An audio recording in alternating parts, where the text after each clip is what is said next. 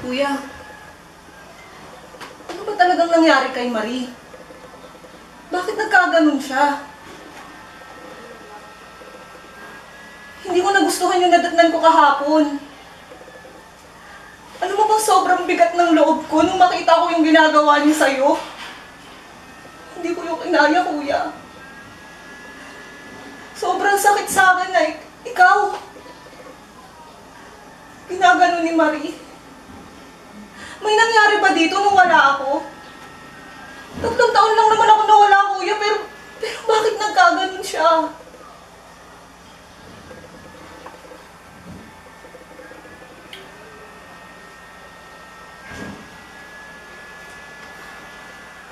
Mara, pwede bang kalimutan mo na ang lahat?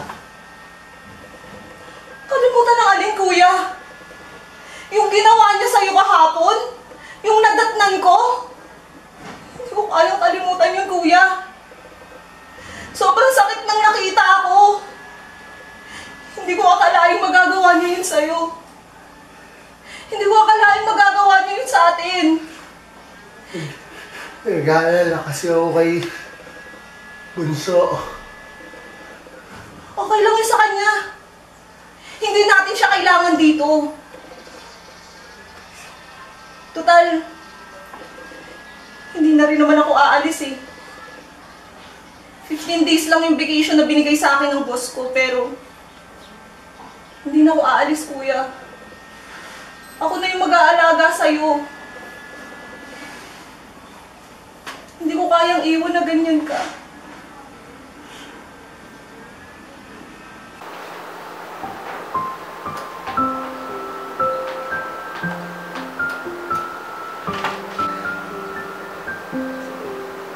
Kuya, huwag mo nang piliting buksan.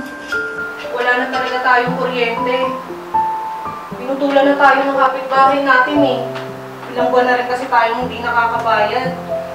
Yung tubig na natin, putol na din kanina eh. Ito pa, kuya. Dumating na din yung notice natin sa bangko. Binibigyan na lang tayo ng 2 linggo para mag-impake dito sa bahay. Hindi ko na nga rin alam, kuya, kung anong gagawin ko eh. Yung mga pera namang nakukuha ko sa sideline ko, tama lang para sa gamot mo, tsaka sa pagkain natin. Iniisip ko nga, siguro, kung pwede naman sana akong bumalik ulit sa ibang bansa, no? Kaya nun, hindi kita kayang iwan, kuya eh. Hindi kita kayang iwan ng ganyan. Nahihirapan na din ako, kuya.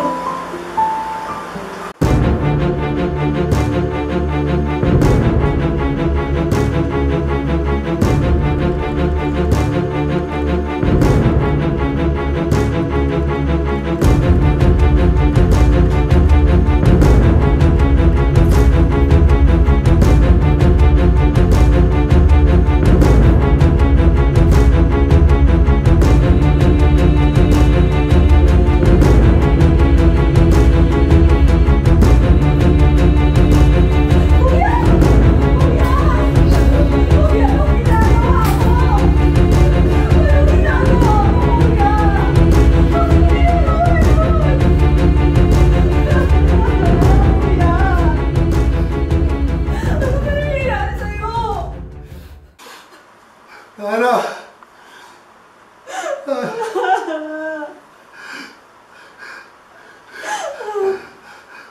Pakiramdam ko. Mabigat naman ako sa buhay mo. Huwag mo sabihin niyo, kuya. Hindi totoo yan. Oo, nahihirapan ako. Nahihirapan ako sa buhay natin, pero kahit kailan, kuya, hindi ka naging pabigat sa akin. Pero gusto ko nang mamatay. Hindi. Huwag mo isipin yan, kuya. Wala na siguro. Lunas ng sakit ko. Oo, kuya. Sinasabi wala nang lunas yung dystonia. Pero wala namang sinabing taning eh.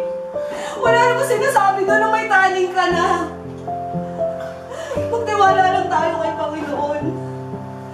Maniwala lang tayo sa Diyos, kuya. Huwag mong gagawin yun. Meron akong nabasa. Yung Parkinson disease. May lunas na siya, kuya. Pero, hindi pa lang inaaprobahan kasi ipinagbabawal na gamot yun.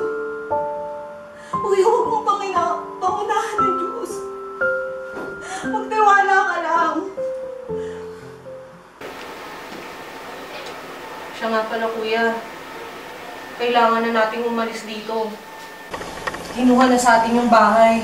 Hindi na tayo pwedeng magtagal dito.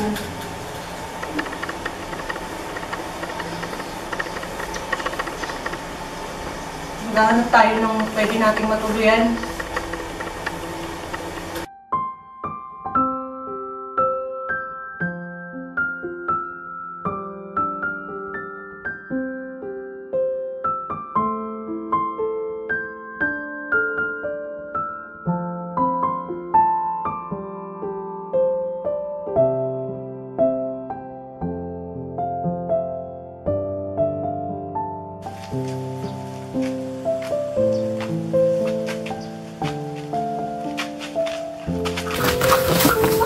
Kuya!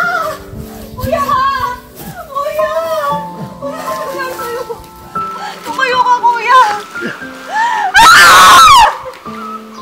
Ano nangyayari sa atin? Ito ba? Ito ba gusto mo mangyari sa atin? Hindi ka na naaawa sa amin! Wala kaming ginagawa masama, pero bakit kami? Bakit kami? Lahat ng utos mo, sinusunod namin! Pero bakit ganito? Bakit ganito? Hindi ka na naawa! Sumusobra ka na! Sumusobra ka na! Kuya, tumayo ka! Tumayo ka! Huwag mo siya nasisigil. Hindi, kuya! Wala na siyang ginawa tama sa atin! Bakit ganito? Bakit ganito yung nangyayari sa atin? Napapagod na din ako! Napapagod na din ako, kuya! Napapagod na ako!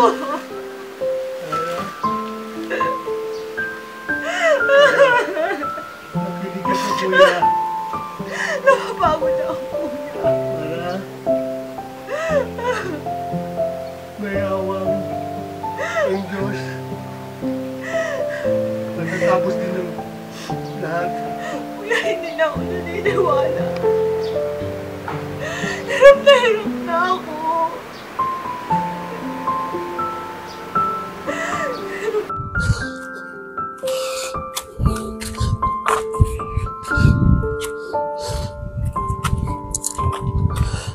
Mara, Bakit, kuya? bakit tayo nandito? Pasensya ka na, kuya. Wala na kasi talaga akong ibang mahanap na matutuluyan natin eh. Kaya siguro dito muna tayo. Huwag kang mag-alala, kuya. Maghahanap din ako ng ibang matutuluyan. Pero pansamantala, dito muna tayo. Tara, kuya.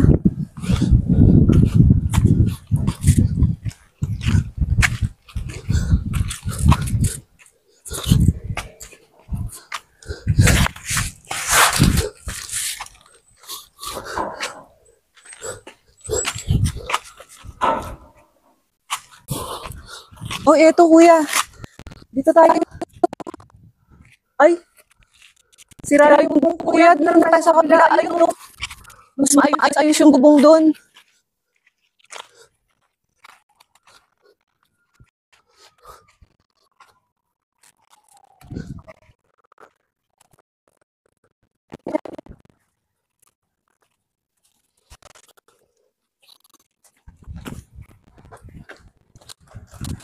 Ito muna tayo, kuya, ha?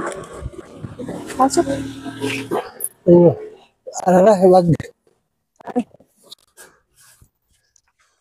Pahinga ka muna, kuya, ha? Ayun, may karton. Kukunin ko yun, ha?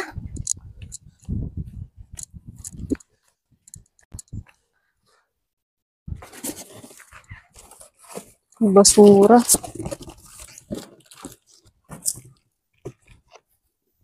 Kuya, gamitin muna natin to. Pwede natin to mahigaan.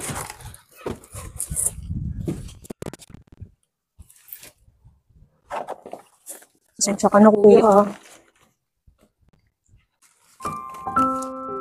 Mara, dito tayo matutulog, Dok.